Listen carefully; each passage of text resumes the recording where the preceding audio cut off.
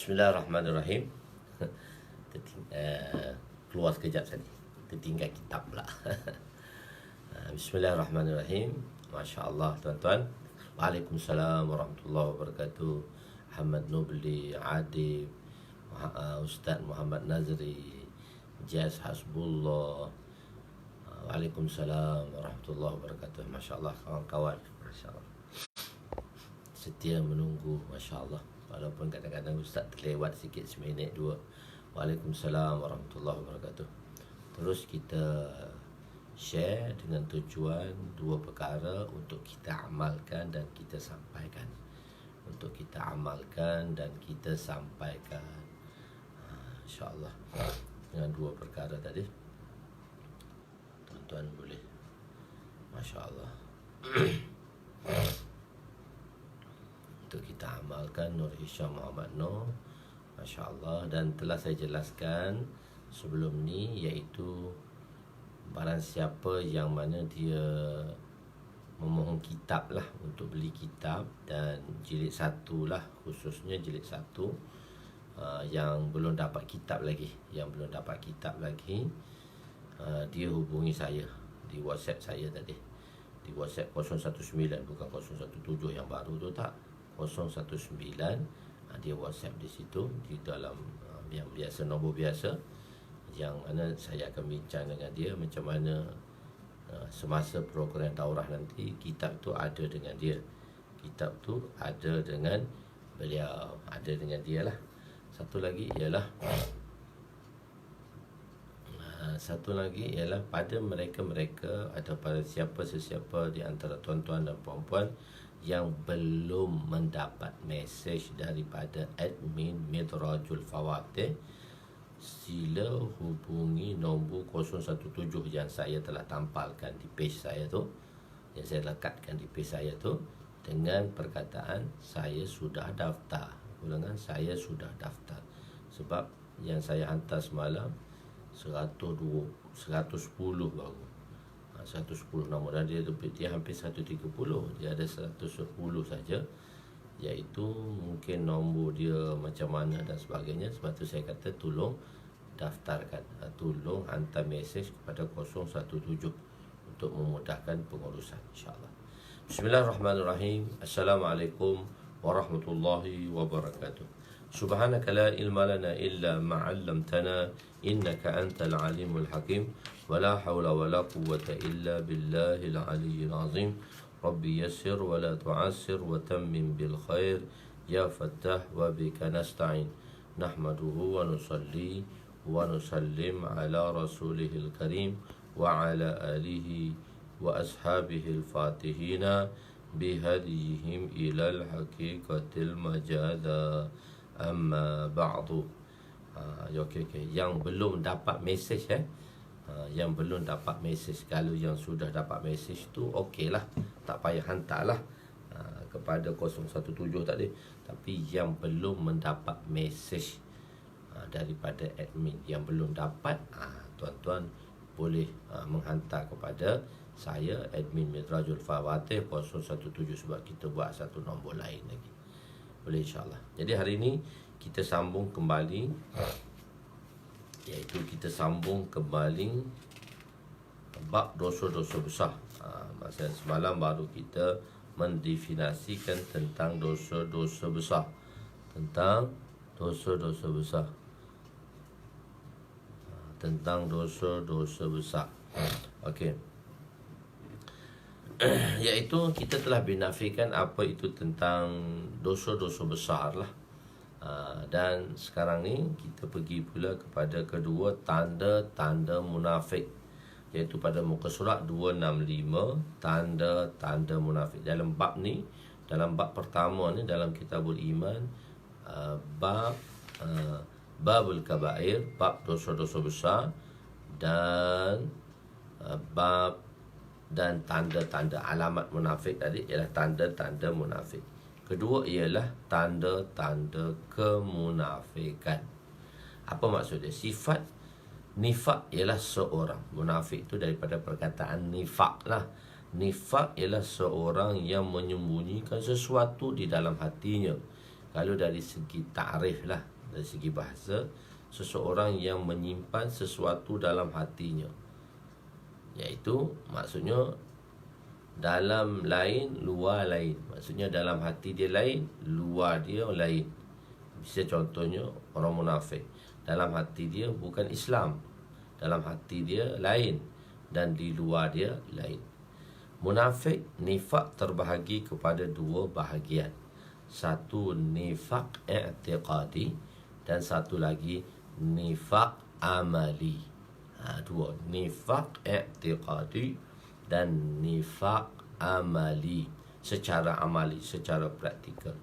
Jadi nifak i'tiqadi ini kafir lah. Apa ulama mengatakan nifak i'tiqadi ini secara i'tiqad dia kafir. Maksudnya luar dia Islam, dalam hati dia tak Islam. Dalam hati dia tak Islam. Seperti munafik yang wujud di zaman Nabi sallallahu alaihi wasallam. Ada Nabi SAW telah memberi kepada satu orang sahabat yang nama dia Sayyidina Huzaifah radhiyallahu anhu. Sahibu, kita panggil dia sahibu sirrin Nabi.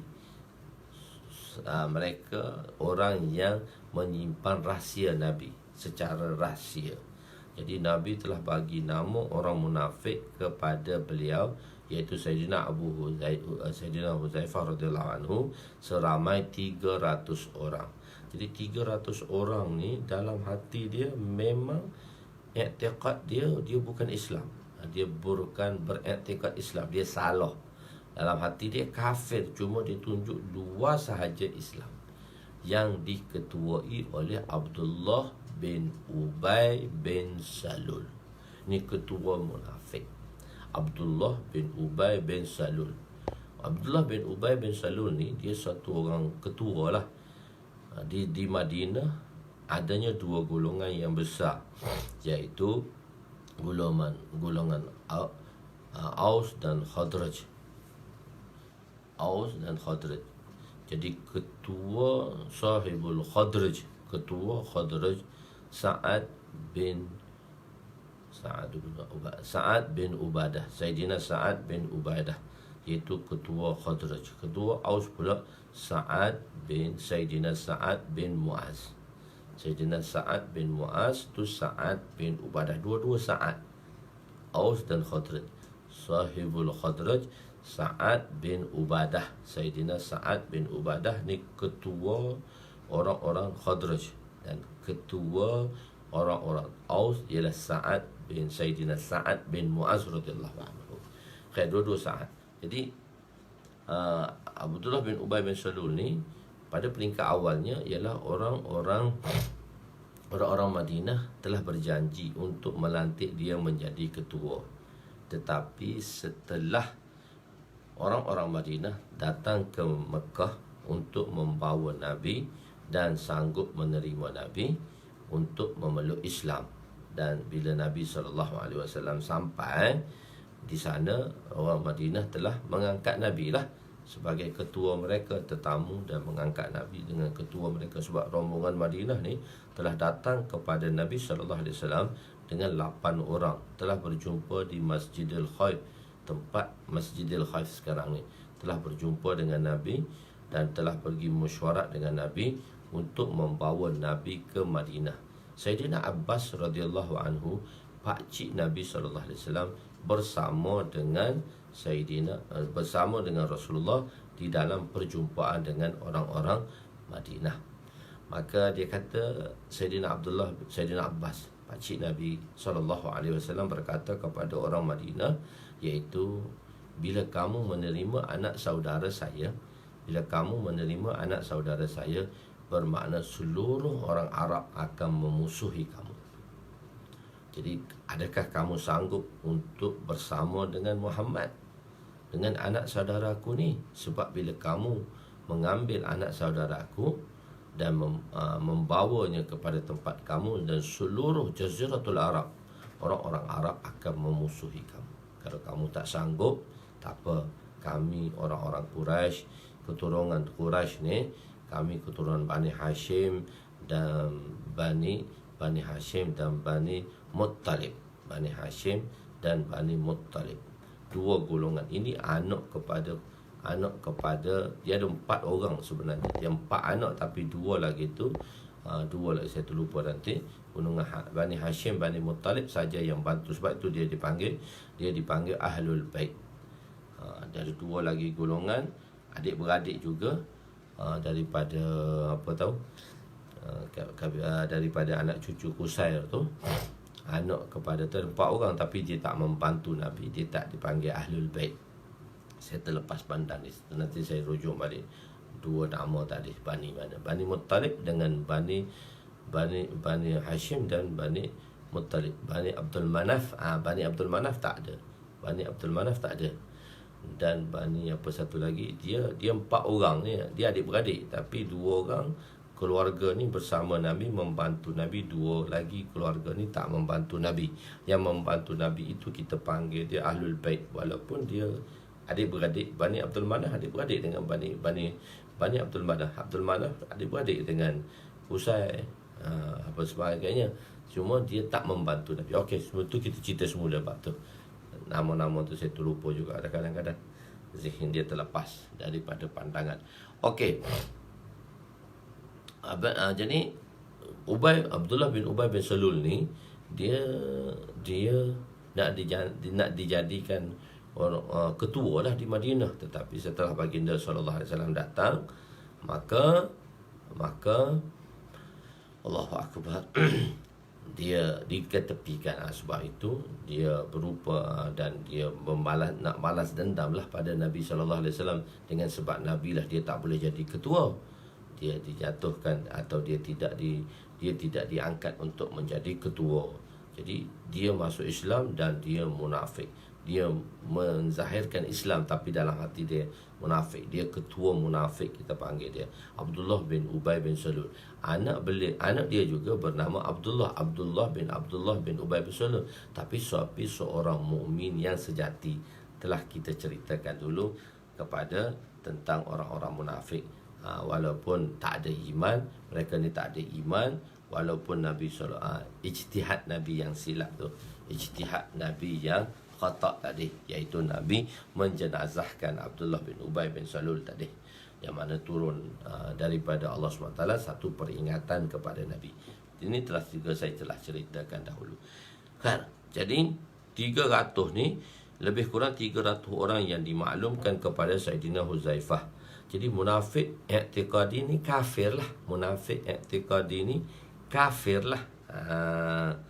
Dan munafik amali, dia tak kafir. Beriktikad seperti orang Islam, cuma dia mengamalkan dia ni bersifat dengan sifat orang munafik i'tiqadi. Cakap bohong, berjanji tak tepat, bagi amanah khianat, begitu. Bila bergaduh, maki hamun. Itu sifat-sifat munafik yang Nabi telah gambarkan kepada kita.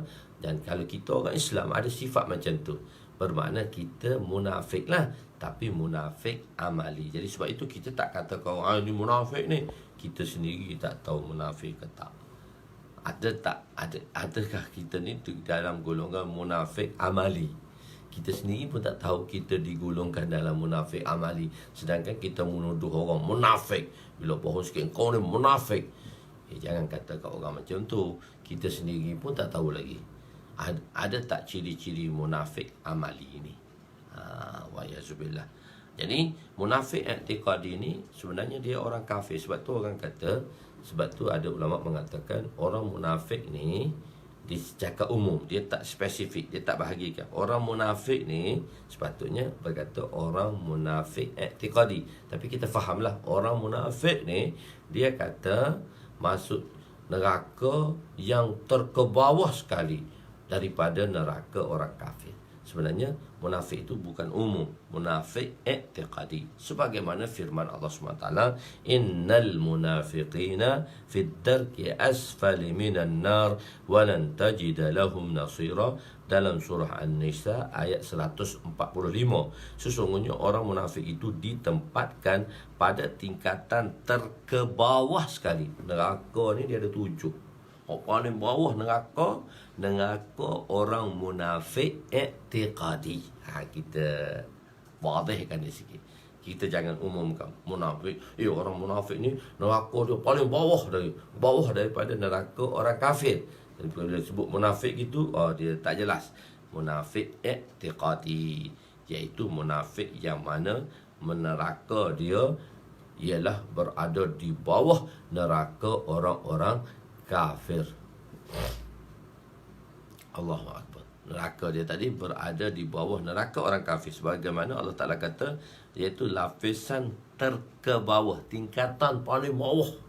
Tingkat paling bawah, basement paling bawah. Tak tahulah basement ke berapa kan. Dia G tu tingkat atas sekali, lepas tu tingkat 1 dia B1, B2. Kalau kita sekarang basement lah, B1, B2, B3, B4, B5. So dia basement sekali. Begitu.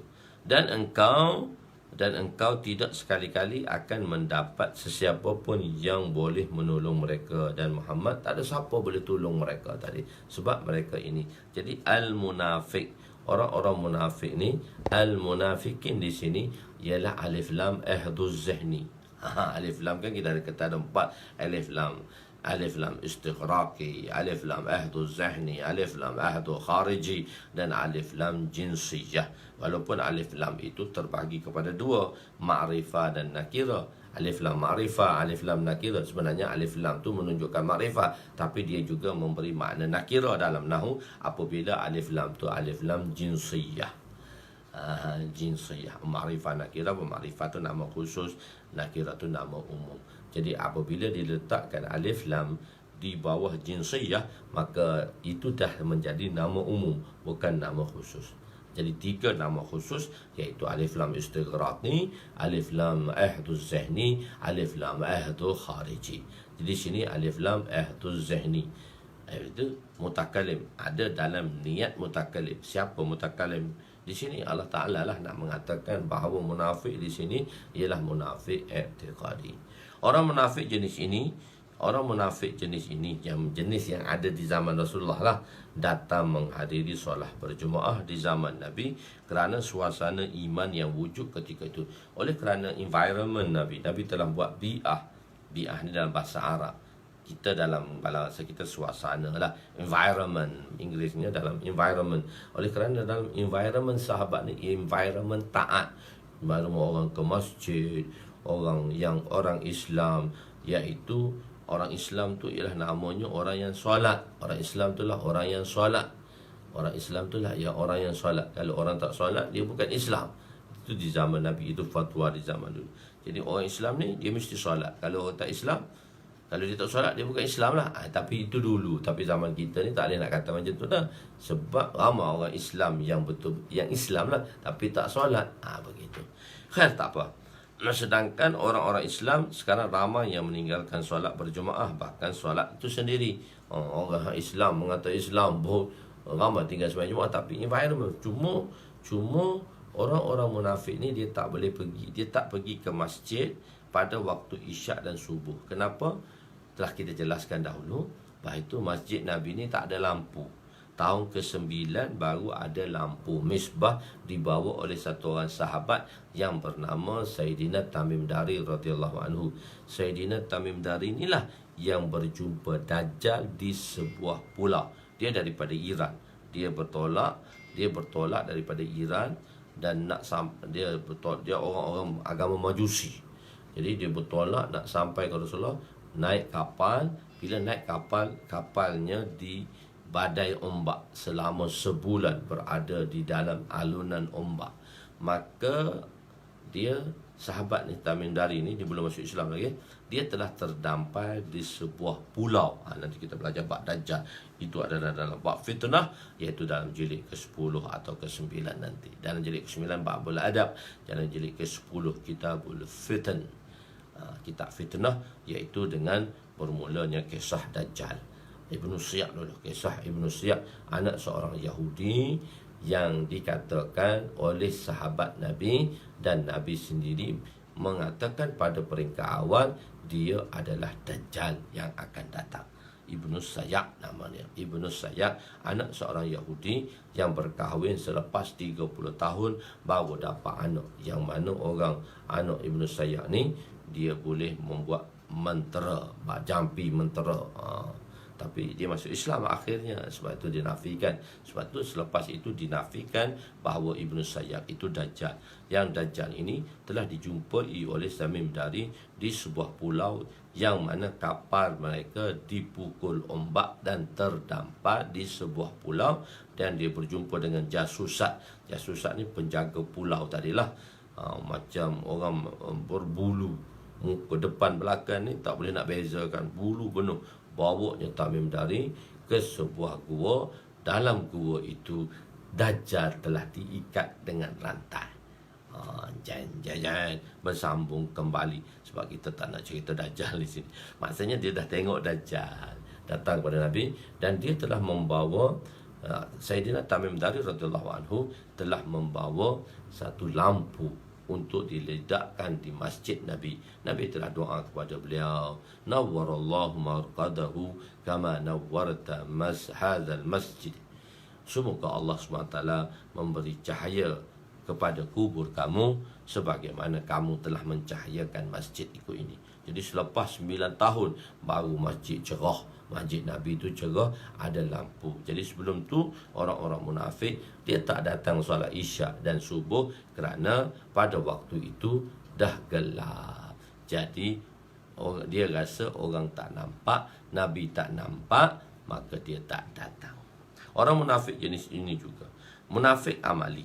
Ini munafik, itu munafik i'tiqadi. Sekarang munafik amali. Munafik amali, i'tiqad dia betul, tapi amalannya seumpama amalan orang-orang munafik i'tiqadi. Alamat nifak yang dimaksudkan dalam bab ini ialah munafik amali. Jadi kan tuan-tuan tengok balik pada muka surat pada muka surat 263 atas sekali dipanggil wa alamatin nifaq. An-nifaq, an-nifaq maksud pengarang beliau nak ceritakan tentang munafik amali. Sebab munafik i'tiqadi ni di zaman Nabi SAW. Sekarang ni ada ciri-ciri orang munafik, dan maksud pengarang dia nak bawa sifat-sifat orang munafik i'tiqadi, nak beritahu kepada kita semua, jika kita orang Islam yang i'tiqadnya betul tetapi bersifat dengan sifat munafik i'tiqadi, maka kita dipanggil munafik juga, tapi munafik amali. Seorang itu bukan kita, seorang itu dipanggil munafik amali. Ketika ini tidak boleh dikatakan kepada siapa pun bahawa dia munafik. Maksudnya kita tak boleh nak kata satu orang tu ni munafik ni, munafik saja. Sama ada munafik i'tiqadi, munafik amali, kecuali jika telah jelas dengan bukti dan tanda bahawa dia seumpama munafik i'tiqadi.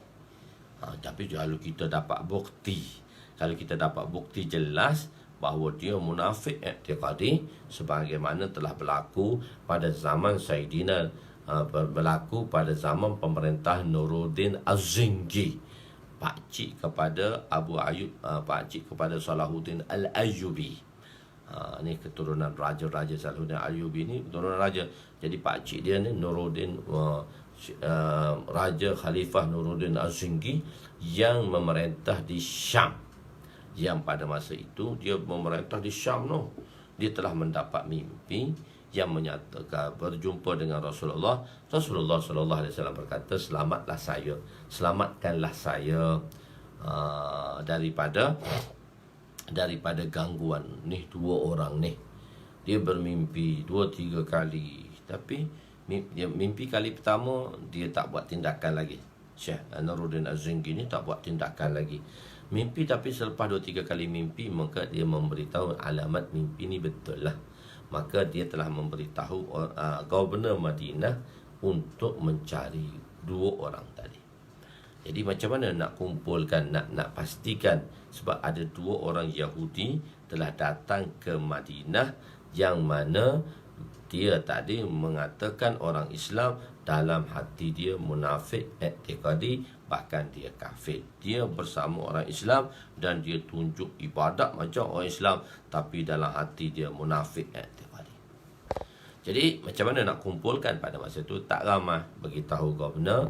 Governor telah kumpulkan, buat satu jamuan. Governor Madinah telah buat satu jamuan. Semua penduduk Madinah tak kecuali kena datang makan jamuan tadi. Sebab dia telah gambarkan orang-orang ni begini. Dia gambarkan sifat orang tadi, wajah orang tadi macam tu, mirip-mirip macam mana. Jadi bila jamuan dibuat, semua orang datang illa kecuali 2 orang ni tak datang. Jadi Governor tanya, semua dah datang? Ya, dah datang. Tapi orang yang nak dikenal pasti itu tak datang. Orang yang nak ditangkap itu tak datang. Dia kata mesti ada 2 orang lagi. Ada lagi orang yang tak datang. Maka penduduk Madinah kata, ya ada 2 orang, tapi wali Allah dia tak datang. Dan dia bukan orang Madinah, tapi datang ke Madinah. Dia bukan asal Madinah, tapi wali Allah. Kenapa kata wali Allah? Sepanjang hari berada di Raudah sahaja. Maknanya sembahyang apa semua tak lari daripada Raudah. Duduk Raudah je lah. Orang ni orang hebat ni, wali Allah ni. Tapi malam tu dia pergi berehat lah. Dia berehat. Berehat itulah dia buat projek. Dia sewa satu buah rumah di luar Madinah dan dia telah gali lubang, buat terowong untuk mengambil jasad Nabi yang mulia, jasad Nabi yang mubarak itu. Dan bila dah hampir nak sampai dah tu, Nabi telah mimpikan, Nabi telah khabarkan kepada Nuruddin Az-Zengi di Syam di Syam beritahu, bukan beritahu Gubernur Madinah, tapi beritahu orang Syam tu. So, orang Syam ni, Raja Syam ni, Nuruddin Az-Zengi telah memberitahu dan pergi cari mereka. Bila pergi cari mereka, mereka masuk dalam rumah mereka. Rumah mereka berdebu. Rumah mereka berdebu. Sebab mereka telah gali satu lubang terowong, tanah kan berdebu lah. Dan mereka telah tutup dengan kayu 2 tadi, dan tutup dengan sejadah. Sejadah pun berdebu juga. Maksudnya sejadah tu, maksudnya kali satu orang tu dia pakai sejadah berdebu tu, maksudnya orang ni tak pernah sembahyang lah. Sejadah dia tak pernah basuh, tak pernah sembahyang lah. Kalau kita pergi R&R dulu, bila sujud atas sejadah R&R, bersin saya jenis sains sikit, kena apa-apa cepat bersin. Jadi bila sujud tu bersin. Bersin. Sebab apa? Sejadah tu lama tak basuh, bersin. Sekarang alhamdulillah lah, di R&R, tempat perhentian, perkara-perkara ni dah elok dah basuh, tandas sudah dicuci, Masya Allah, dan sejadah pun dah dibasuh. Maknanya qabil lah. Untuk sujud tu dah boleh lah. Untuk sujud tu dah boleh atas sejadah. Dulu tak boleh nak sujud. Jadi environment tu dah ada, dah basuh, dah cuci dan sebagainya. Jadi sejadah dia berdebu, balik pada sejadah. Sejadah dia berdebu, berarti tanda dia tak pernah sembahyang lah. Kalau orang yang kalau orang yang sembahyang, macam mana sejadah boleh berdebu? Maka dia pun dibawa dan ditangkap, dibawa depan Gubernur. Dan memang itulah 2 orang munafik yang mana dikenal pasti munafik i'tiqadi, maka hukuman bunuh dikenakan ke atasnya.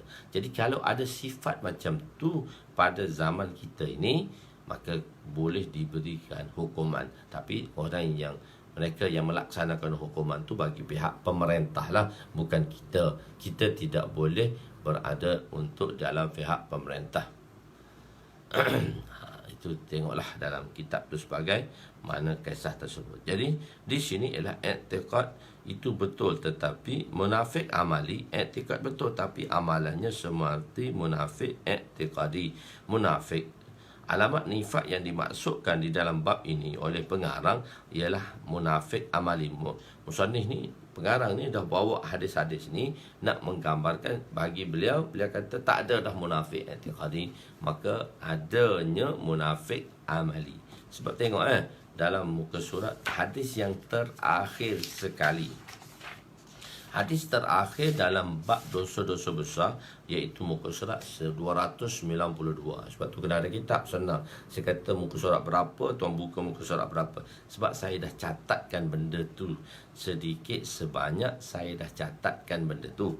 Dan sebagai untuk rojokan. Sebab tu kita belajar berkitab. Sebab bukan, kena belajar dengan kitab ke? Tak, sebab mudah nak buat rojokan. Sebab kita ni bukan ingat 100%. Bukan macam Imam Bukhari nak boleh ingat semua tu. Jadi sekurang-kurangnya benda tu ada di depan kita. Dan kalau kita lupa, kita baca balik. Jadi insyaAllah dalam saya indeks lah nanti. Saya dah mula nak buat indeks dalam kitab saya. Mana sekarang indeks tak ada. Sebab tu doktor, profesor tadi, Profesor Baki, dia kata, Ustaz, jangan lupa indeks kitab tu. Saya dah tengah rancang dah. Jadi saya akan buat berperingkat-peringkat indeks ni dalam kitab. Sebab 10 jilid kitab, so mesti kena ada indeks lah. Kalau tak ada indeks, susah nak cari bagi orang yang tak biasa. So saya akan cuba buat indeks lah. Buat universiti dah beritahu saya dah, buat profesor ni. Dia kata, Ustaz, jangan lupa indeks. Kami susah nak cari nanti. Ustaz tak apa dalam kepala, dia kata. Saya kata, saya pun sama je. Kata terlupa juga. Jangan lupa indeks saya akan buat indeks nanti dalam kitab saya. Jadi, tengok muka surat 292. Sebelum 292, 291. Hadis yang ke-14, hadis yang ke-62, bracket 14. Iaitu munafik terbahagi kepada manusia terbahagi kepada kufur dan iman. Sebab apa? Sayyidina Huzaifah radhiyallahu berkata, hanya saja nifak itu pada zaman Nabi. Munafik pada zaman Nabi. Sebab pada masa tu dia tak dibahagikan lagi. Sebab tu Sayyidina Huzaifah penyimpan rahsia Nabi, yang mana ada 300 nama munafik dengan beliau. Dan beliau kata munafik, sebab tu sebut munafik. Beliau tak bahagikan lagi pada masa tu munafik i'tiqadi dan munafik amali. Pembahagian munafik i'tiqadi dan pembahagian munafik amali selepasnya. Sebab di zaman sahabat,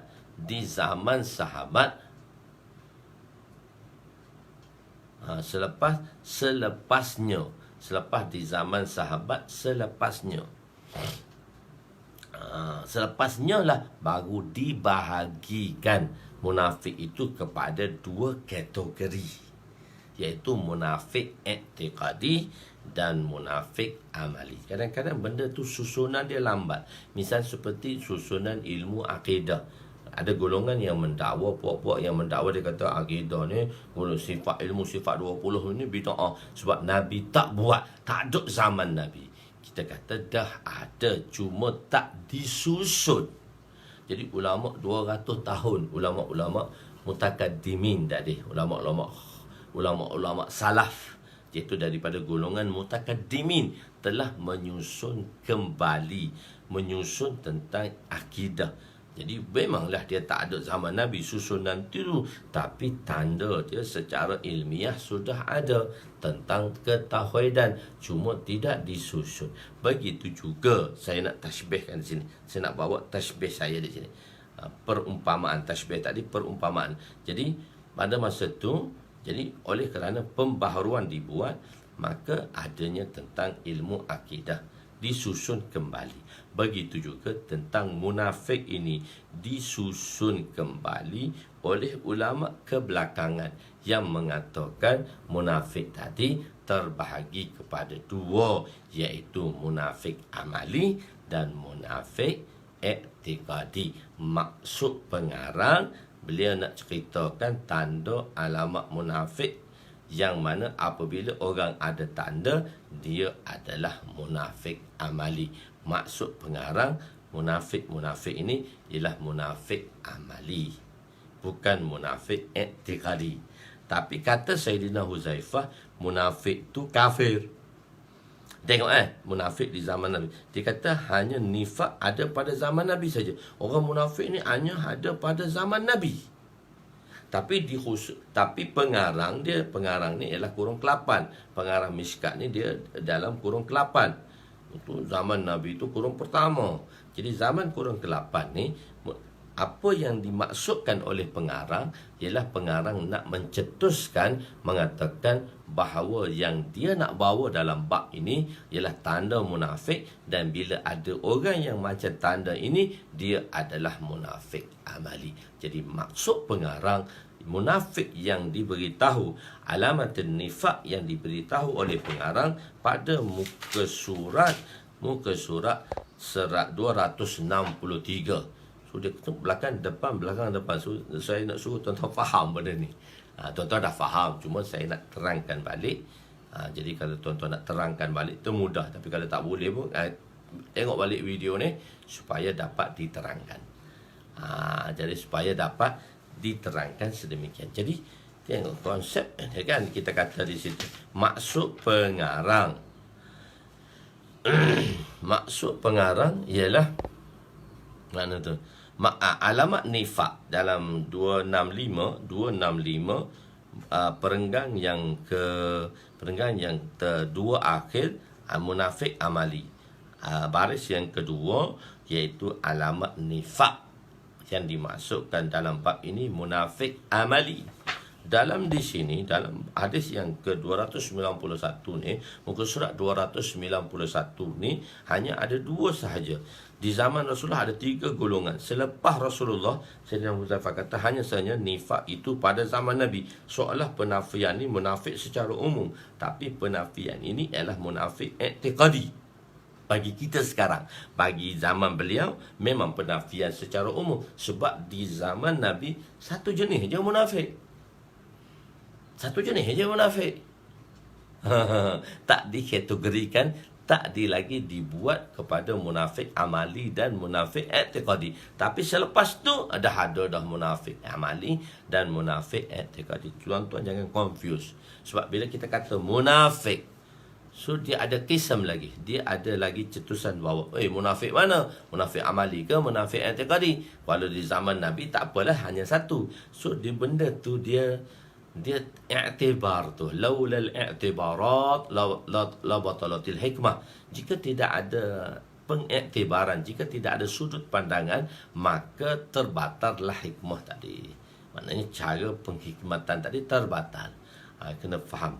So kadang-kadang dia kan, kadang muka surat pertama tapi kena bawa muka surat akhir, sebab benda tu diceritakan sedikit demi sedikit. Dan supaya tuan-tuan nampak yang saya nak ceritakan di sini, apa yang nak digambarkan oleh pengarang dalam susunan hadis yang dibawa oleh beliau. Sebab ajib, di antara susunan hadis dan abwab yang dibawa dalam Mishkat terbaik. Semua asatizah mengaku, orang-orang daripada USIM, tak orang-orang daripada ni yang mana kuis tadi, asatizah daripada kuis, dia nak mengaji hadis ni, nak sanad daripada saya. Dia kata, Ustaz, kami semua lecturer bahagian Islam ni di kuis nak datang pada Ustaz. Kami ada cuti seminggu sekarang. Boleh tak dalam masa seminggu kami nak kiraat saja, kami nak baca saja. Kami ada muqri, kami ada orang yang boleh baca. Seminggu saja kami nak baca, tak nak terjemah, tak nak apa. Sebab dia boleh sendiri terjemah. Saya nak baca saja daripada muka surat 1 sampai muka surat akhir. Seminggu. Ustaz boleh tak bagi masa tuan? Dalam masa seminggu tu 8 jam, 9 jam sehari ke? Saya kata minta maaf lah, saya pun tak ada masa. Tuan ada masa, saya tak ada masa pula. So okeylah kalau macam tu. Tapi dia call saya lah, dia minta saya lah untuk buat macam tu. Tapi saya kata, saya minta uzur lah, saya tak boleh lah. Saya sebab saya mengajar, takkan saya kena cuti seminggu untuk kiraat ni. Dia nak seminggu je. Saya kata kalau nak long distance boleh lah, dalam setahun kita habislah kiraat tu. Tak apa, tuan ada masa, saya ada masa, kita pergi. Tapi kalau nak betul-betul seminggu, saya bukan free sebetul seminggu. Saya ada komitmen dengan tugas-tugas yang lain. Saya kata okey, benda tu tak tercapai, maka tak jadilah untuk kiraah tadi. Dan sebab dia nak baca 6,000 hadis ni, baca je sekarang, baca ambil sana, dia kata kita ada muqri. Okey, tak apa. Jadi ada dua sahaja. Di zaman Nabi ada kufur dan Islam. Di zaman Nabi ada munafik, tapi selepas itu ia terbahagi kepada dua, kufur dan Islam. kufur dan iman. Maksudnya Islam dan kafir sahaja. Tak ada lagi munafik. Maksud tak ada munafik tu munafik i'tiqadi, tapi munafik amali tetap ada. Okey, di situ. Kufur juga okey, kecuali tidak jelas buktinya, kecuali jika tidak jelas, telah jelas dengan bukti dan tanda bahawa dia seumpama munafik i'tiqadi, barulah dihukumkan sebagaimana kisah tentang Raja Nuruddin Az-Zinggi, Sultan Nuruddin Az-Zinggi dengan munafik-munafik Yahudi tadi. Okey. Kufur terbahagi kepada dua. Sebagaimana munafik terbahagi kepada dua, munafik amali, munafik i'tiqadi. Saya masa duduk Pakistan, nak ke bazar, saya nak beli kubis. Saya kata gobi, dalam pakar Pakistan ni kubis tu dipanggil gobi. Saya pun kata saya nak ke pasar kepada ustaz. Dia kata tum kya kharidte ho? Kau nak beli apa? Saya kata maine gobi kharidna. Maine gobi kharidna chahta hu. Bukan kharidna, maine gobi kharidna chahta hu. Dia kata aku nak beli, saya kata ustaz saya nak beli gobi, saya nak beli kubis. Dia kata, kau tahu tak kubis tu? Apa itu kubis? Dia tanya soalan, apa itu kubis? Takut kubis tu dia kata carrot pula. Jadi dia tanya saya, apa itu kubis? Saya tak jawab apa itu kubis. Saya jawab jenis kubis. Saya kata ada dua. Saya tak kata kubis ada dua. Saya kata kubis bunga, ban gobi. Saya kata ban gobi, pulwali gobi. Saya kata ada dua, kubis daun dan kubis bunga. Oh, dia kata kau faham, boleh pergi lah. Saya kata bunga dan daun. Maknanya kubis tu ada dua jenis. Kubis bunga kubis lah. Dan kubis biasa tu kubis yang daun tu, selai tu. So dia bahagi kepada bunga kubis dan kubis daun. Oh, dia kata kau faham. Saya tak jawab kubis itu ada dua. Saya kata, saya sebut dua saudara. Saya tak sebut kubis pun. Oh, dia kata engkau faham. Engkau faham. Bila kita orang belajar satu saraf kan, bab mufa'alah, al-mutashabihah, ham syakal hona, terjemah dalam Urdu, dia oleh kerana bukan fi'il muta'addi, fi'il lazim, ham syakal hona. Terjemah dia al-mutashabihat ni ham syakal hona. Jadi bila duduk mengaji ni, pada tahun 1 saya baru sampai, faham tak faham Urdu, duduk tasrif saja. Satu ustaz tu tanya, Husna, tahu tak apa itu al-mutasyabihah? Saya jawab apa? Sami'ullah Muhammad Ali. Ada dalam jemaah kami ada nama satu orang, nama dia Sami'ullah, dan satu orang lagi nama dia Muhammad Ali. Sami'ullah Muhammad Ali ni dia hampir nak sama. Bila dah lama orang boleh cam, tapi bila orang tengok sekali, orang baru datang dia tengok sekali, Sami'ullah ni Muhammad Ali ni sama je. Al-mutasyabihah lah. Saya kata Sami'ullah Muhammad Ali. Ustaz tu kata okey duduk. Kau dah faham dah tu. Saya tak terangkan. Ada satu orang pelajar daripada masa tu nama dia Ismail. Budak Ismail ni daripada Filipin. Dia datang usia 7 tahun. Dia ustaz saya. Dia ni belajar dengan saya. Saya masuk belajar, saya kena belajar tajwid balik. Saya kena belajar alif bata balik lah. Saya belajar alif bata balik. So saya masuk kelas tajwid lah. Jadi nak hafal makhraj tu, saya kena hafal lah makhraj. Tapi oleh kerana Ismail ni dia masuk dulu awal pada saya. Dia umur 7 tahun, dia awal pada saya. So, dia punya pelajaran depan sikit. Jadi, Karisat panggil. Karisat kata, kau baca dengan Ismail. Masa tu, saya umur 21. Ismail tu umur 7 tahun. So, saya baca dengan Ismail. Ismail pegang saya punya hidung. Sebab saya nak sebut Ain, tak boleh. Saya sebut Ain, bunyi lubang hidung. Ain, bergema di hidung ni. Sebenarnya, Ain ni halqi. Dia kena keluar kat sini. Ain, a'uzu, bukan a'uzu, dia keluar ke hidung. So ain tu bukan ke hidung, ain tu makhraj dia di halaq, yang tengah ni. Halaq ada 3, atas, tengah, bawah. Dia ain. Kalau tuan-tuan pegang hidung, tuan sebut ain, tak keluar hidung, tu baru makhraj dia betul. So saya 3 hari nak sebut ain ni. Dia pegang hidung saya, dia kata kau tengok cermin, kau pegang hidung, kau sebut ain. 3 hari baru boleh sebut ain. Dia budak cerdik lah. Budak Ismail ni kecil, tapi ayah dia Masya Allah sanggup tinggal. Dia umur 7 tahun, bawa ke Pakistan. Tapi dia orang survivor kan. Orang Filipin ni orang survivor. Kecil-kecil dah survivor dah. Kita ni besar baru nak tinggal rumah, nak pergi belajar. Jadi bila kita belajar Urdu sama-sama, dia ada satu jenis binatang, kunang-kunang. Binatang ini kunang-kunang. Kunang-kunang ni kita dalam bahasa Urdu dia panggil jugnu. Saja nak suruh tuan-tuan segar sikit saya cerita jugnu. Masa duk belajar dengan Ustaz Abdul Rahman, Maulana Abdul Rahman, kami budak-budak campur besar kecil, budak-budak Florida belajar Urdu. Jadi bila belajar Ustaz dah terangkan makna jugnu tadi, maka Ustaz tanya Ismail, budak kecil, Ismail, jugnu jantai oh. Jugnu jantau. Dia kata, engkau tahu tak Ismail, jugnu tu apa? So macam mana Ismail tu nak terangkan? Jugnu tu kunang-kunang. Kalau kita kata, jugnu lah. So dia tak ada penerangan. Takrif dia tak cukup. Jugnu ialah jugnu. So takrif tu batil. Jugnu ialah jugnu. So takrif tu batil. Dia kena ada takrif. Satu mu'arraf.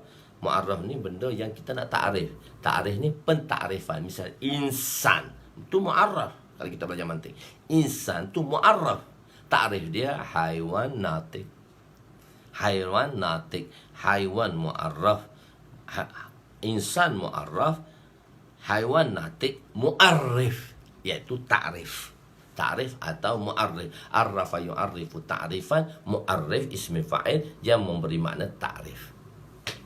Jadi kena ta'rif lah. Ta'rif tu yang definasi ta'rif tu dari sudut hakikat atau dari sudut hakikat atau dari sudut pikun ihi ataupun daripada benda kharij, daripada makna hakikat atau makna kharij.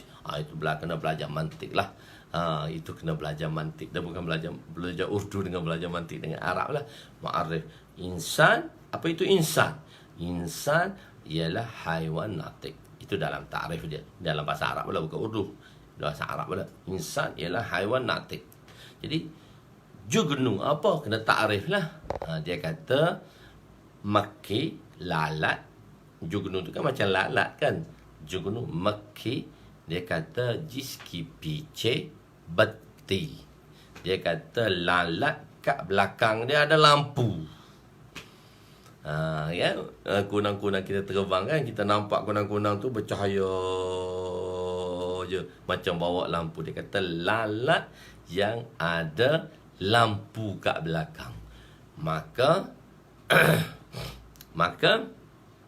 Ustaz dia kata, kamu faham, budak kecil je dia boleh dah definasikan. Dia dah dibolehkan, dia dah ta'rifkan dah. Ajib, budak-budak ni kena otak dia cerdik. Kita je otak lambat dah tua, dah masuk macam-macam. Jadi kafir itu juga, sebagaimana munafik terbahagi kepada dua, maka kafir juga terbahagi kepada dua. Kafir tu millatun wahidah kan Ustaz. Kafir tu sama sajalah. Kelip-kelip, kunang-kunang, kelip-kelip. So kunang-kunang itu kelip-kelip. Ta'rif dia tak boleh. Ta'rif itu salah sebab dia satu lafaz yang mutaradif.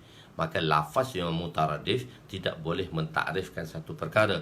Dia kena ta'rif dengan satu definition yang lain yang menggambarkan kelip-kelip tadi. Kelip-kelip tadi, api-api, kelip-kelip, kunang-kunang tu dipanggil alfaz mutaradif. Malah dah beritahu kan, alfaz mutaradif makna wahid.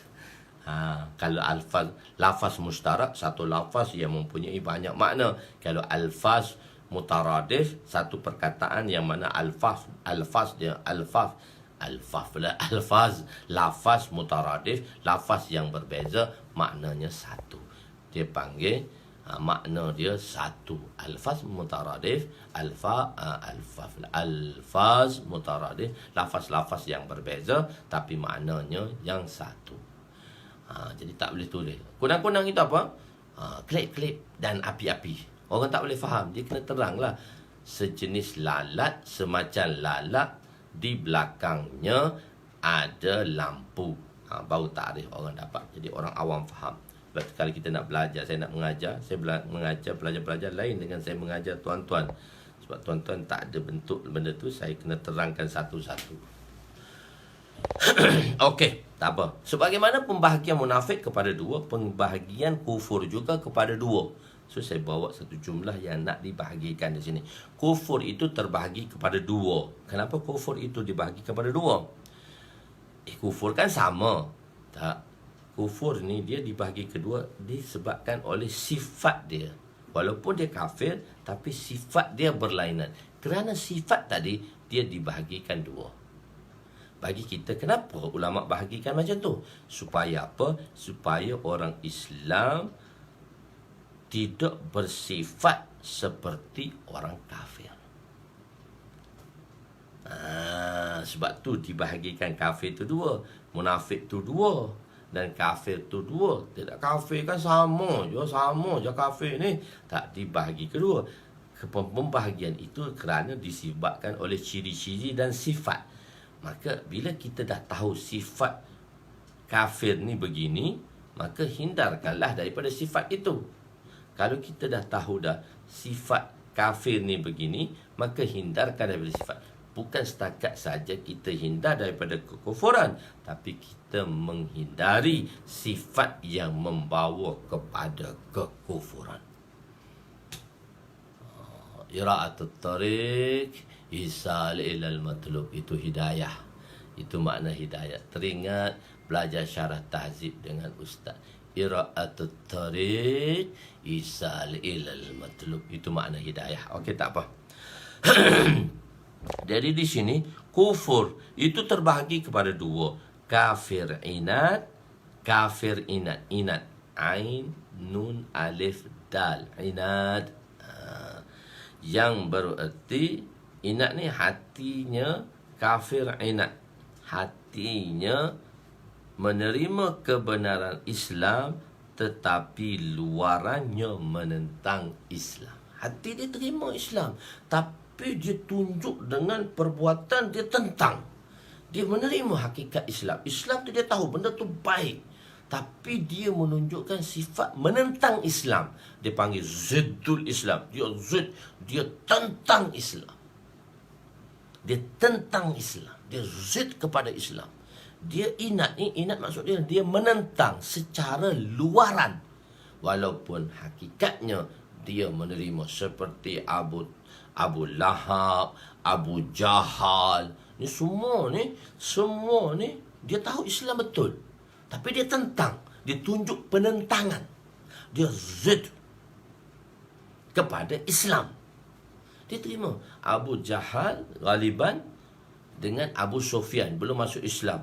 Dia bertemu di waktu malam di rumah Nabi SAW. Dia kata, kau datang kenapa? Kawan ni tanya, kau datang untuk apa? Masing-masing terpinga nak memberi jawapan. Jawapannya sama, satu je. Atas dasar apa kedatangan itu? Dia kata, datang. Aku tak boleh tidur kalau tidak mendengar Quran yang dibaca oleh Muhammad. Maksudnya Nabi SAW malam-malam baca Quran. Jadi dia akan dengar kat dinding Nabi baca Quran. Dia kata, aku selagi tak dengar Quran, tak boleh tidur. Tak boleh tidur sebab tak dengar Quran. Jadi mereka tanya, Quran tu betul ke? Quran tu betul, kita yang tak betul. Kita tak boleh terima dia. Sebab apabila kita terima, semua kita punya ketuanan ni, semua kita punya pangkat darjat ni, habis. Dan bila kita terima la ilaha illallah, itu yang kita tak boleh terima. Bila kita terima la ilaha illallah, maka kita kena menganggap ilah itu hanya Allah. Sekarang kita telah jadikan ilah itu semua patung-patung di Kaabah. 360 patung. 360 patung, tak boleh selesai masalah. 360 Tuhan, tak boleh selesai masalah. Takkan Allah yang Esa, yang satu dan Esa itu boleh selesai masalah. Dia jadi sebab itu dia di waktu pagi dia menentang. Dia menentang. Jadi tengok apabila sesuatu golongan yang datang. Jadi jangan kita nak ambil sifat tadi. Jangan suka menentang bila tak tahu. Takut-takut yang kita tentang itu perkara benar. Itu tujuan tu ulama membahagikan kufur tadi kepada dua. Kufur inat dan kufur juhud. Kufur inat ni dia menerima dalam hati, tetapi dia menentang secara luaran. Jadi apa maksud daripada ibrah dia daripada sini? Apa maksud? Bukan ibrah, apa kita nak tatbik, kita nak bawa dalam kehidupan kita. Setiap sesuatu yang datang, maka kita jangan menentang secara terang-terangan jika kita tidak tahu sama ada dia betul atau salah. Kenapa? Kalau kita menzahirkan penentangan secara zahir yang kita tak tahu betul atau salah, kalau betul kita tentang, maka kita tidak mendapat petunjuk. Sebab atas penentangan tadi, kenapa Abu Jahal, kenapa Abu Lahab tak boleh masuk Islam walaupun dia tahu Islam tu betul? Kerana sifat penentangan dia, inat dia tadi, iaitu dengan satu makna lagi, zid dia tak ada. Inat dia tak ada, zid dia tak ada. Inat atau zid dia tak ada. Inat atau zid dia tak ada. Zid tu dot dal. Zid sama dengan inat, ain, nun, alif, dal. Inat. Tapi ain tu baris bawah. Inat dalam bahasa Arab. Inat atau ziddun. Ziddun. Inat tu adalah ziddun. Dia menunjukkan penentangan. Jadi kalaulah kita menentang kebenaran, yang kita menentang sesuatu, yang sesuatu itu benar, maka takut kita tidak mendapat petunjuk. Contoh dia, mula-mula dakwah datang. Orang kata dakwah India. Ini contoh je supaya tuan-tuan faham. Ini dakwah India ni. Dulu tak ada dakwah pun. Orang India ni bawa dakwah ni. So ramai orang tentang. Ramai orang tentang. Kita jangan tentang lagi. Sebab kita tak tahu betul atau tidak. Lebih baik kita berdiam diri. Lebih baik kita berdiam diri. Sebab kita tak tahu. Kita selidiklah. Carilah. Selidiklah. Bukan tak tahu. Bukan tak boleh selidik. Jangan kita diikut orang ramai. Tak betul ni. Semua tak betul ni. Semua tak betul ni. Jangan kita ikut orang ramai. Kita dah selidik ke tak? Ramai ustaz-ustaz, ramai orang-orang yang buat penyelidikan ni, dia kata betul lah. Setelah dia selidik, baru dia tahu betul. Jadi maksudnya, tak kiralah dalam dakwah ke, dalam apa ke, sesuatu yang benda yang kita tak tahu betul atau salah, jangan kita menunjukkan penentangan secara terang-terangan. Takut yang kita tentang itu hak, dan kita menentang hak sebab zid dan inat itulah yang menyebabkan kita tidak diberi petunjuk. Kena faham? Kenapa ulama telah membahagikan kafir itu kepada dua, sebagaimana pembahagian munafik itu dua, munafik amali dan munafik i'tiqadi, maka kafir juga dibahagi kepada dua, kafir inat dan kafir juhud. Kita baru terang kepada kafir inat, ziddul Islam, kerana menentang Islam secara terang-terangan. Dia tentang secara, dia tak tahu benda tu betul tak betul. So dia tentang terus. Sabar. Orang yang berakal, orang yang cerdik, dan orang yang berfikiran, dia mesti tenang dalam menghadapi situasi ini. Caranya, berdiam diri dulu. Jangan kata salah, jangan terus tentang. Selidik dulu, tengok dulu betul atau tidak. Jadi sebab itu ulama telah menggariskan keadaan begitu. Supaya, kenapa kafir ni dibagi inat lagi? Kenapa kafir ini dibagi juhud lagi? Kerana inat itu ada sifatnya yang tertentu, kerana juhud tadi ada sifatnya yang tertentu. Jadi janganlah kita bersifat seperti inat, iaitu menentang. sesuatu yang mana kita tidak tahu betul atau salah. Jadi kita takut hak kita tentang tu betul. Dengan sebab penentangan tadi, ziddul Islam tadi, zid kita tadi, kita tidak diberi petunjuk. Wa'iyyazubillah. Moga Allah SWT selamatkan kita. Kedua, kafir juhud. Kedua apa dia? Kafir juhud. Kafir juhud ni, juhud, kafir juhud. Jin, ha, waw, jim, ha pedas tu. Ha halki tu. Ha tempat makhraj ain tu. Ha ain, tempat tu yang sama tu. Tempat makhraj tu. Iaitu juhud. Juhud maksudnya kafir juhud. Dia terima Islam, dia terima dalam hati, dia terima luaran, dia membantu. Tadi kafir inat dalam terima, luar tak luar menentang. Kafir juhud ni juga dalam terima, luar membantu. Tapi ada satu sifat dalam kafir juhud ni, sifat ni yang kita nak ijtinab tu, sifat ni yang kita nak selamatkan, iaitu sifat tu ar, ain alif ra. Ar, sifat ar. Apa maksud ar? Kalau aku, apalah orang kata jika aku buat? Tak nak buat sebab takut orang kata. Seperti contoh Abu Talib. Abu Talib pakcik Nabi SAW. Dia menerima secara dalaman Islam betul. Dan bahkan dia membantu secara luaran. Dia kata, dia boleh-bolehnya menjaga Nabi supaya Bani Hashim ni, Bani Muttalib ni dengan Bani Hashim ni jaga betul-betul Nabi supaya jangan orang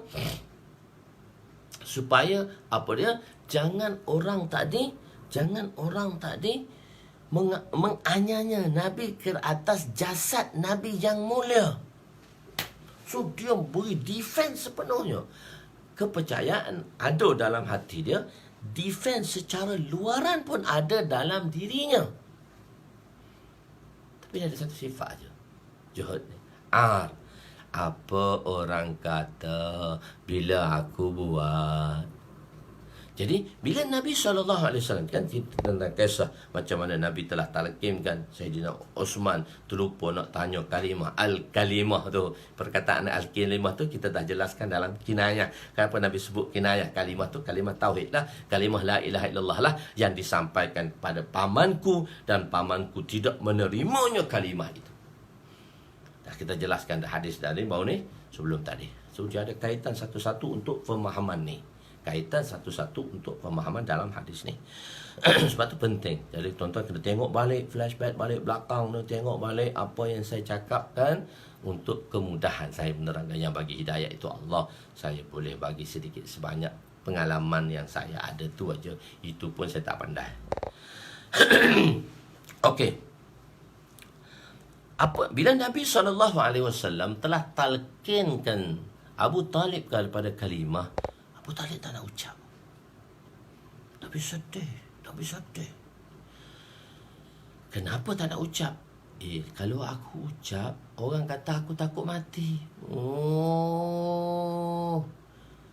Dia tak payah bubuh waw. Kafir juhud dia tak payah bubuh waw. Jin, ha, waw, da, juhud. Dia tak payah juhud. Juhud tu dia dah jadi Jawi. Dia tak jadi Arab. Juhud, kafir inat, kafir juhud, gitu. Jin, ha, waw, da, juhud. Tak payah ada waw. Juhud. Kalau kita baca juhud, dia jadi harkat pula, dia mat pula situ.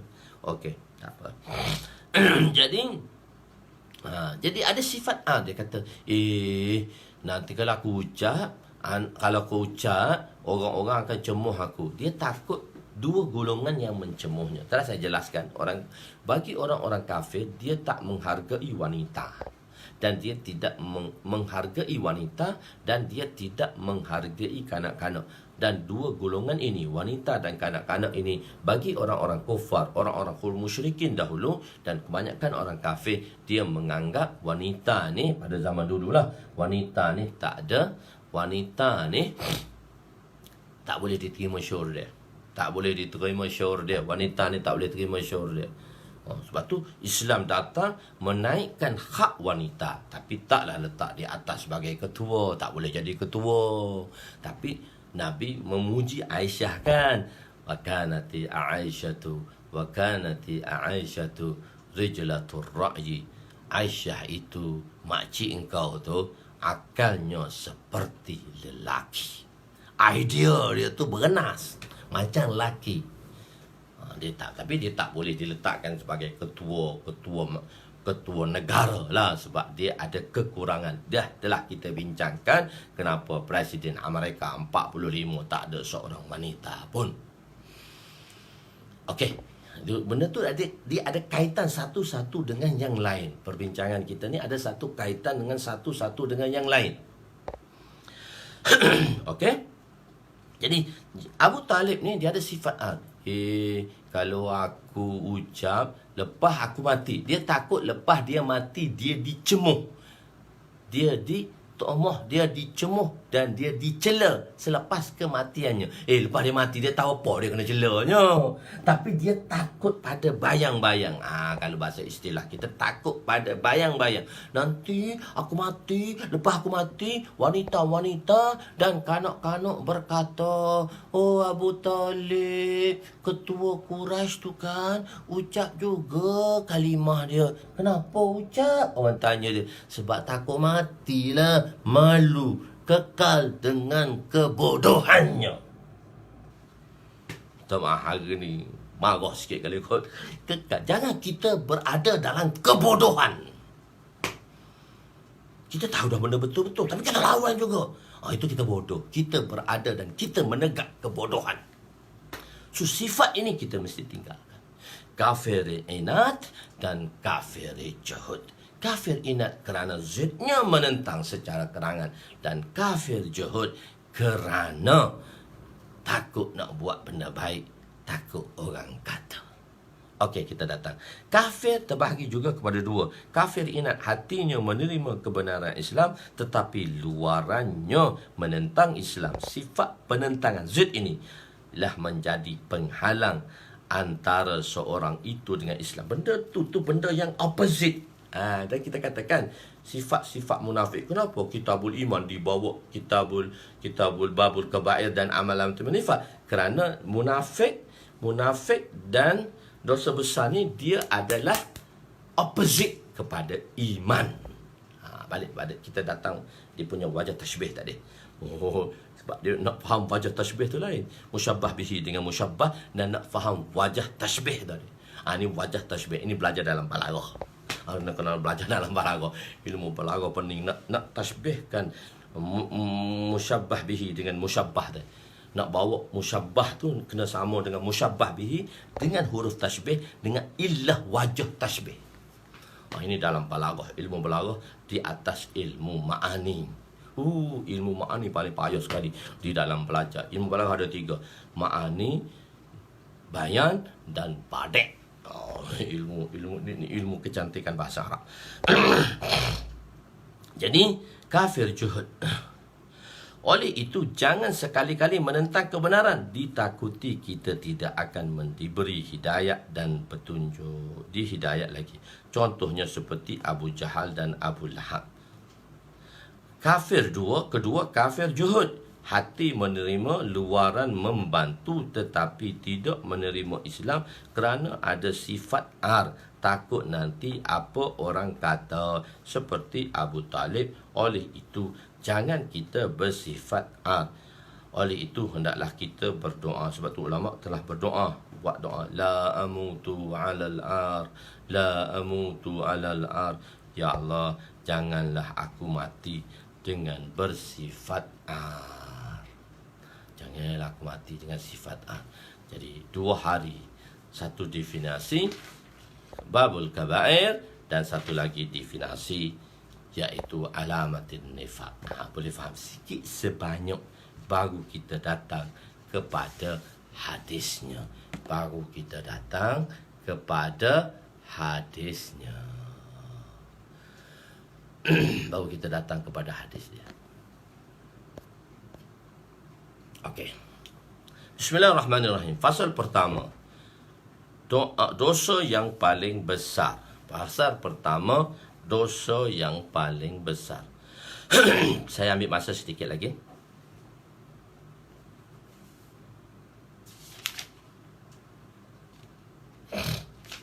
Bismillahirrahmanirrahim. Wa an Abdullah bin Mas'ud radhiyallahu anhu qala rajulun ya Rasulullah ayyu zambi akbaru indallah qala an tad'u lillahi niddan wa huwa khalaqaka qala summa ayyun qala an taqtula waladak khasyata an yat'ama ma'ak qala summa ayyun qala an tuzani halilata jarik فأنزل الله تصديقها والذين لا يدعون مع الله إلها آخر ولا يقتلون النفس التي حرم الله إلا بالحق ولا يزنون الآية متفق عليه.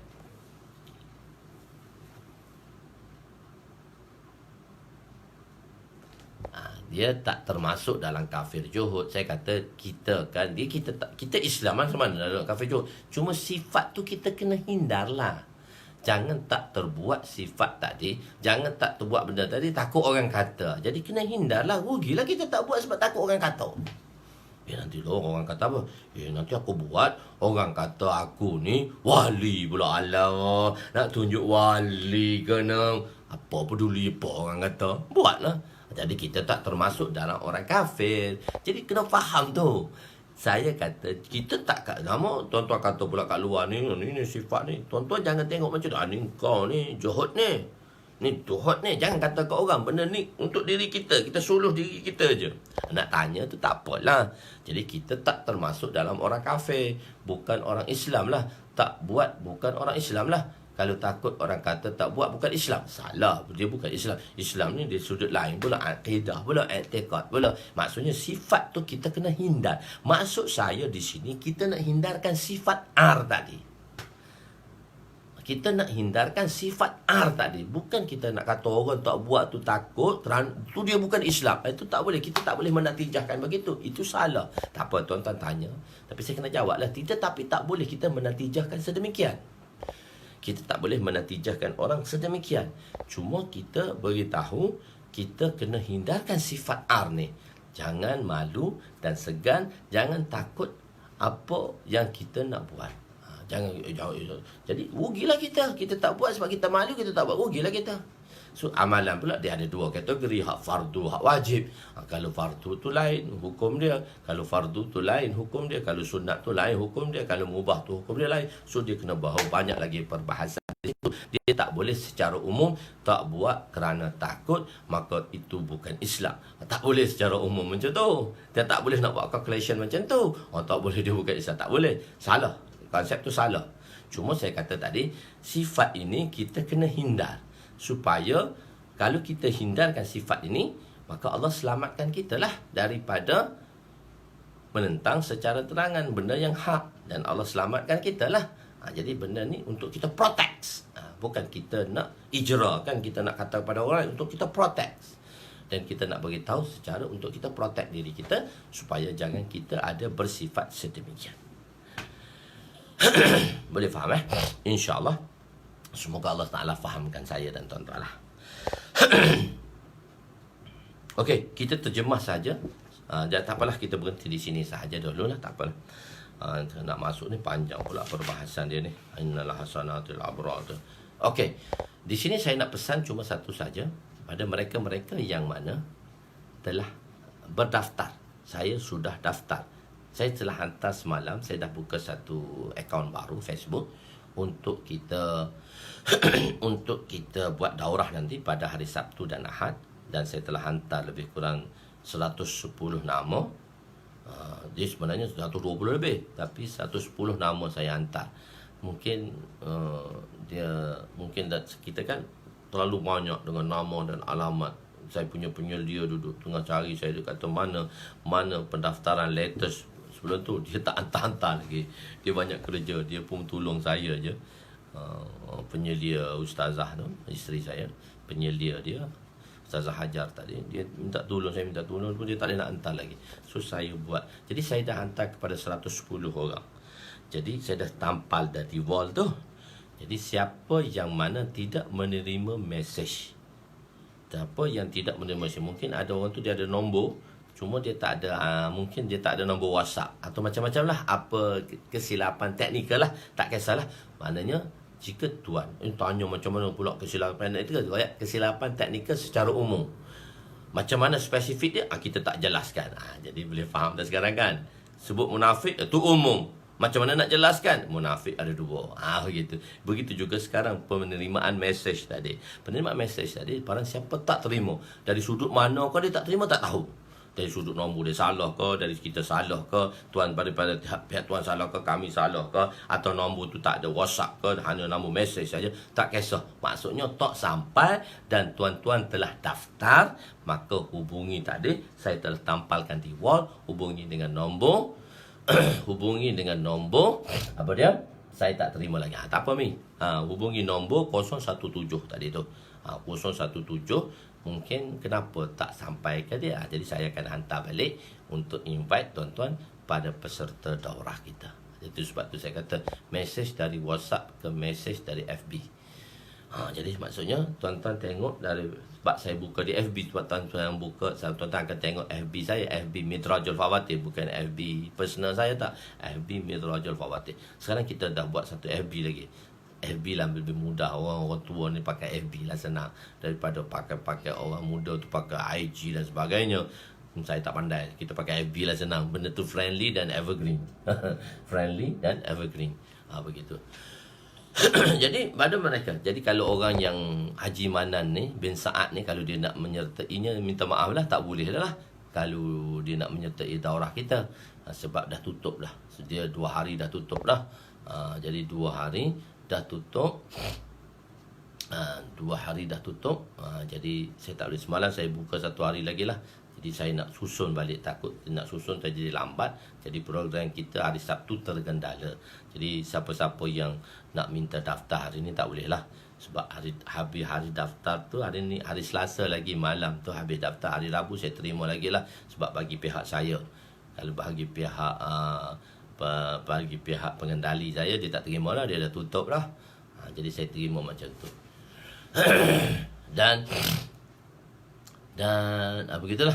Jadi tuan-tuan WhatsApp pada saya, pada nombor 017 yang tertera di page Midrajul Fawatir. Di situ kita akan buat hubungan balik lah, senang. Jangan WhatsApp 019 tu, iaitu phone saya biasa ni, phone WhatsApp business saya ni 017 ni juga line 017, hotline punya line. Jadi 019 tu ialah DG punya line. Tak apalah. Jadi tuan-tuan tunggu join dan approve sajalah. Saya akan masukkan, tuan-tuan masukkan, insya-Allah lah. Tuan-tuan akan berada di situ insya-Allah. Ustaz, maaf mengganggu. Ya, Haji Mustafa, ada apa? Haji Mustafa, ada apa? Maaf mengganggu. Mengganggu apa? Haji Mustafa cakap apa? Sebelum atas tadi dia kata apa? Haji Mustafa. Salam Ustaz, maaf mengganggu. Tak apa, nanti saya jawab semua dalam WhatsApp lah. Apa-apa tuan-tuan, kalau nak yang WhatsApp tak terima sebagai itu, tuan-tuan WhatsApp kepada 017, nak tanya apa-apa, tuan-tuan tuan-tuan WhatsApp 019 lah, macam mana nombor biasa saja.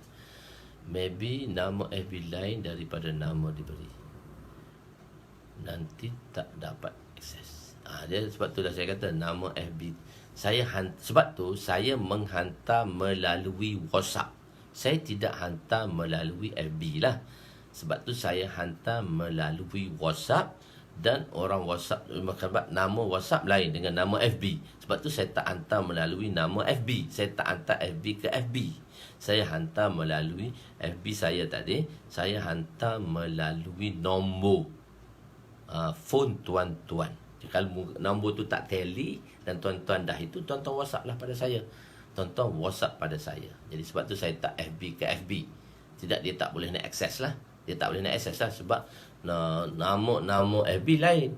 Jadi sebab tu saya menggunakan WhatsApp untuk hantar invite tuan-tuan. Itulah saya rasanya macam itulah kali kot.